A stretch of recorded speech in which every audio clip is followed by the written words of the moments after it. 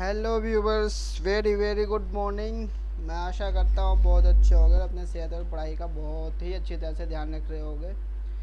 देखिए दोस्तों, जैसे कि आपको पता है, हम इस चैनल पे एग्ज़ाम पॉइंट ऑफ व्यू से इम्पोर्टेंट टॉपिक डिस्कस करते हैं। तो हम इसी सीरीज को आगे बढ़ाते हुए एक आज बहुत ही इम्पोर्टेंट टॉपिक डिस्कस करने वाले हैं, जो आजकल ब्रेकिंग न्यूज भी बना हुआ है और साथ ही यह हमारे एग्ज़ाम पॉइंट ऑफ व्यू से बहुत ही इम्पोर्टेंट है। जैसा कि आपको स्क्रीन पे दिख रहा होगा कि आज हम जो डिस्कस करने वाले हैं कि बहुत ही इम्पोर्टेंट टॉपिक है, जिसका नाम है, जिसे हम लोक अदालत कहते हैं। तो लोक अदालत होता क्या है? सबसे पहले तो इसकी डेफिनेशन बताएं। लोक अदालत एक ऐसी अदालत होती है, एक ऐसी स्टैचुटरी ऑर्गेनाइजेशन है जिसमें जो केस बहुत लंबे समय तक कोर्ट में पेंडिंग रहता है, उसको उसको उस केस को यदि दोनों पार्टी, पक्ष वाले भी और विपक्ष वाले भी, दोनों अगर केस को सुलझाना चाहते हैं, तो उसके लिए लोक अदालत एक बहुत ही इम्पोर्टेंट रोल अदा करता है। जैसे कि देखिए, इसमें लिखा भी Lok Adalat statutory organisation under the legal service authority act 1987। ये जो एक संवैधानिक ऑर्गेनाइजेशन है, जो लीगल सर्विस अथॉरिटी 1987 का उसके तहत बनाया गया है। और इस और देखिए, इसमें लिखा भी है, and was is created alternative dispute resolution mechanism used in India. ये जो एक अल्टरनेटिव है, एक एक अल्टरनेटिव है कि यदि कोई भी केस बहुत सालों से या बहुत लंबे समय से किसी भी अदालत में पेंडिंग है, तो उसे हम इसे उससे उस केस को हम इस लोक अदालत में लाकर इसे आसानी से सुलझाया जा सकता है। और इसका और इसके जो लोक अदालत है, जो इसका सेक्शन जो 1987 है, तो LSA, जो लीगल सर्विस अथॉरिटी एक्ट है 1987, उसके तहत हम लोक अदालत की स्थापना करते हैं। और जो इसके इसी लोक अदालत का जो सेक्शन भी है, वो एक legal service authority 87 provide for the establishment of permanent लोक अदालत। और जो 1987 का जो सेक्शन 22B है, उससे उसमें यह अथॉरिटी दी गई है कि हम की परमानेंट लोक अदालत भी स्थापित किया जा सकता है। अब देखिए, यहाँ तक तो हमने पढ़ लिया कि लोक अदालत क्या है, तथा इसका क्या कार्य है, तो और ये किस तरह से बनाया जाता है, वो आगे हम चलते हैं। देखिए कि लोक अदालत के क्या क्या कार्य है। देखिए, the flowing types of cases can be admitted in Lok अदालत। जो लोक अदालत है, उसमें किस किस तरह के केस एडमिट होते हैं। तो पहला है, देखिए, एनी डिस्प्यूट और case pending in a court of law in India. कोई भी केस हो जो जो किसी भी अदालत में बहुत लंबे समय से पेंडिंग है, उसे हम लोक अदालत में लाकर उसे सुलझा सकते हैं उससे। और दूसरा, क्रिमिनल ऑफेंस विच इज़ कम्यूनेबल। और इसमें हम कौन कौन से केस ला सकते हैं? देखिए, क्रिमिनल ऑफेंस के केस भी ला सकते हैं। Case under section 138 of negotiable instrument act, issue relating recovery of money, issue under the Indian motor vehicle act 1988, issue relating to labour dispute, issue relating to public utility bill such as electricity और water executing a non compoundable offence, issue relating to matrimony. देखिए, जो लोक अदालत में हम कौन कौन से case को या कौन कौन से इशू को ला सकते हैं। क्रिमिनल ऑफेंस को भी ला सकते हैं हम। नेगोशिएबल इंस्ट्रूमेंट है, किसी किसी चीज़ के ऊपर या किसी वस्तु के ऊपर, किसी ज़मीन जायदाद के ऊपर अगर विवाद है, उस केस को भी हम लोक अदालत में लाकर उस डिस्प्यूट को बहुत ही आसानी से ख़त्म कर सकते हैं। Issue relating to recovery of money. अगर हमने किसी को पैसे उधार दिया और वो हमें पैसे नहीं वापस कर रहा, रिटर्न नहीं कर रहा, ले और यह केस लंबे समय तक कोर्ट में चला, तो इस इशू को भी हम लोक अदालत में लाके सॉल्व कर सकते हैं। मोटर व्हीकल एक्ट, अगर गाड़ी वाहन से भी रिलेटिव कोई भी केस है, उसे भी हम लोक अदालत में लाके सॉल्व कर सकते हैं। Issue relating to labour dispute, अगर किसी कंपनी में या कहीं भी लेबर का डिस्प्यूट है उसे भी हम लोक अदालत के जरिए सॉल्व कर सकते हैं। इशू रिलेटिंग मैट्रिमोनी, अगर कोई शादी विवाह का जैसे तलाक का मसला है या फिर कोई और घरेलू फैमिली इशू है उसे भी हम लोक अदालत में आकर हम सॉल्व कर सकते हैं।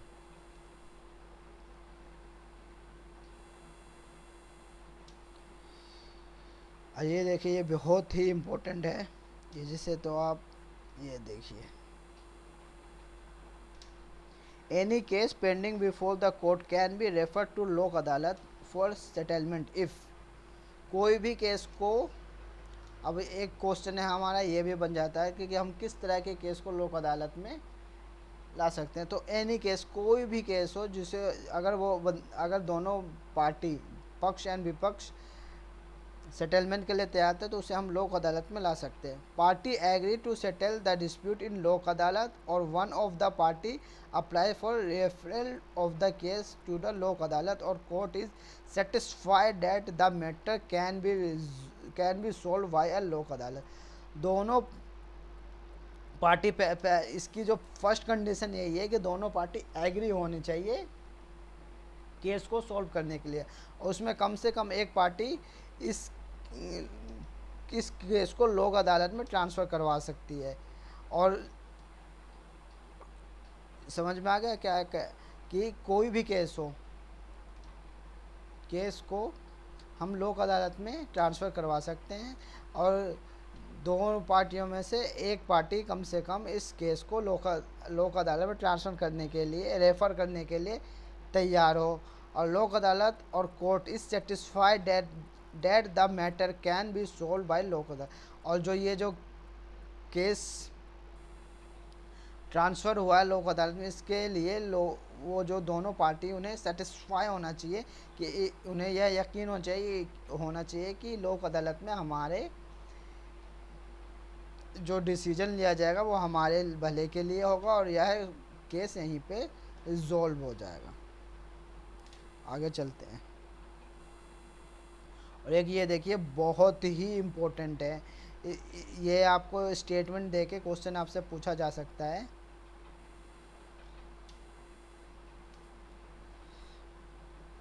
Under this act award decision made by Lok Adalat is deemed to be a civil court case under is the final and binding on all party.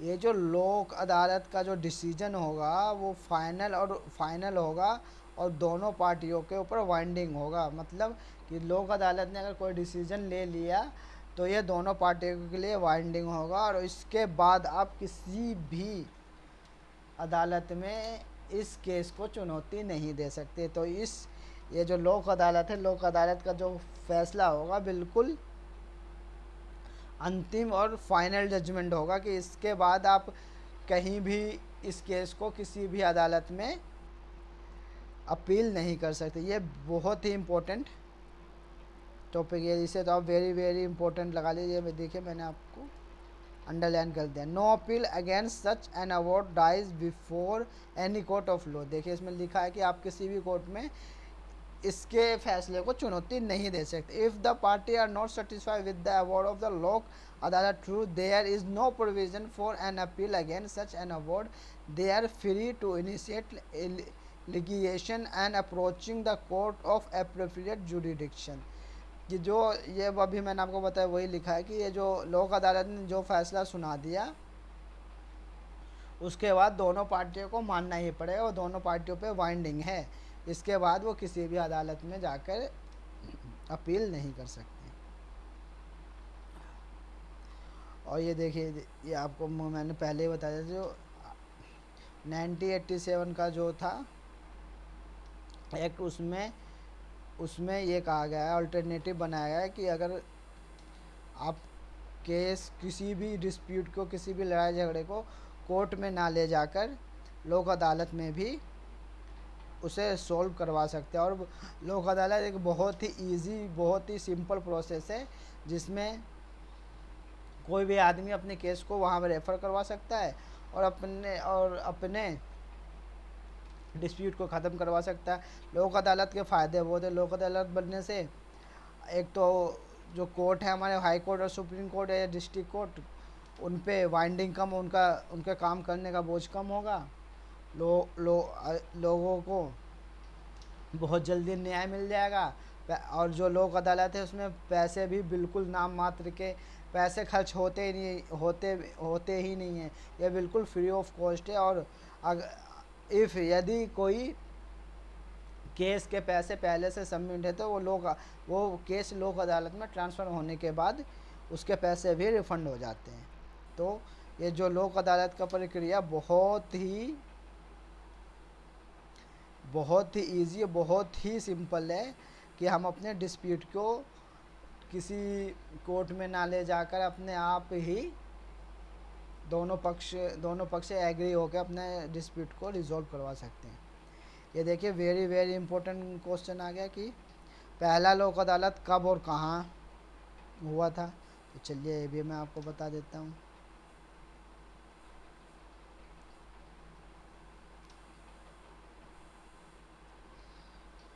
मैं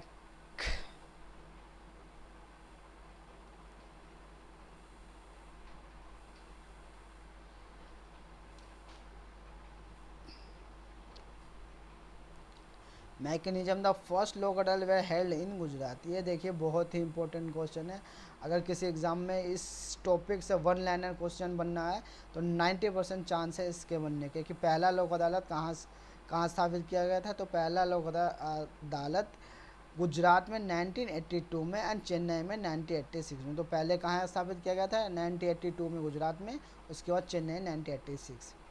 NALSA national authority of legal service authority was constituted under the Legal Service Authority Act 1987 which came into force on 9th of November 1955, established a nationwide uniform network for providing free and contempt legal service to the weaker section of the society।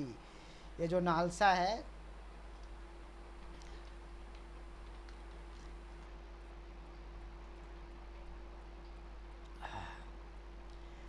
NALSA है NALSA national legal service authority, ये constitute by 1987 में जो बना था, जो 1987 में constitute हुआ था और 9th ऑफ नवंबर 1995 में स्टैब्लिश हुआ था। जो नेशन वाइड ये बहुत ही इम्पोर्टेंट है। जो लोग गरीब है, जो कोर्ट के चक्कर नहीं काटना चाहते और उसकी महंगी फ़ीस नहीं पे कर सकते, उनके लिए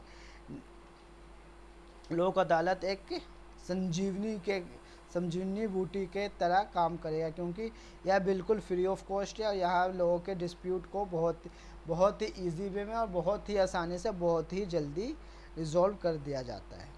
ये बात मैंने आपको पहले बता ही दिया। Benefit, there is no court fees and if court fees is already paid the amount will be refundable. जो लोक अदालत है इसके वो क्या है, बेनिफिट क्या है, फ़ायदे क्या है। जैसे कि मैंने आपको पहले ही बताया था कि इसमें कोई फ़ीस नहीं लगता और अगर आपने कोई फ़ीस पेड करा भी है तो डिस्प्यूट को सेटल होने के बाद आपके वो फ़ीस रिफंड हो जाता है। तो यह जो लोक अदालत का जो ये है फैसला बहुत ही इम्पोर्टेंट है और ये गांधीवादी विचारधारा से प्रेरित है, क्योंकि गांधी जी हमेशा से यही चाहते थे कि कोई भी जो डिस्प्यूट हो, कोई भी केस हो, किसी कोर्ट में ना जाकर लोगों से आपस में ही सलाह मशवरा करके बाहर कोर्ट के बाहर ही सॉल्व कर लिया जाए। तो यहाँ से भी आपका एक क्वेश्चन बन गया कि जो ये लोक अदालत है किसके प्रिंसिपल पे है, कौन से सिद्धांत पे कार्य करता है। तो ये गांधीवादी सिद्धांत पे कार्य करता है। और ये तो मैंने आपको पहले बताया था। It is final and binding on all party, no appeal against. ये तो मैंने आपको बता ही दिया था कि ये जो इसका फैसला है लोक अदालत का, ये फाइनल एंड लास्ट डिसीजन है। इसके बाद आप किसी भी अदालत में जाकर इस अपील नहीं कर सकते। तो आई होप आपको लोक अदालत के बारे में सब कुछ पता चल गया कि लोक अदालत क्या है, ये कौन सी एक्ट के तहत बनाया गया या किस तरह से कार्य करता है और कौन कौन से केस को हम लोक अदालत में ट्रांसफ़र कर सकते हैं। और देखिए जैसे कि ये न्यूज़ की सुर्खियों में बना हुआ है, तो करंट अफेयर से क्वेश्चन पूछा जाता है तो लोक अदालत से 1 से 2 क्वेश्चन बनने के बिल्कुल चांस हैं। और तो आई होप, मैं आशा करता हूँ आपको ये टॉपिक पूरी तरह से क्लियर हो गया होगा। अगर माइंड में अभी भी कोई क्लैरिटी नहीं है या कोई डाउट है तो आप हमें कमेंट्स करके बता सकते हैं। और यदि यह वीडियो अच्छा लगा तो अपने सारे ज़्यादा से ज़्यादा दोस्तों को शेयर करें, लाइक करें और चैनल को सब्सक्राइब कर लें ताकि आने वाली न्यू वीडियो का नोटिफिकेशन आपको मिल सके। तो थैंक यू, आज के लिए बस इतना ही। मिलते हैं अपने नए वीडियो में एक नए टॉपिक के साथ। Thank you so much.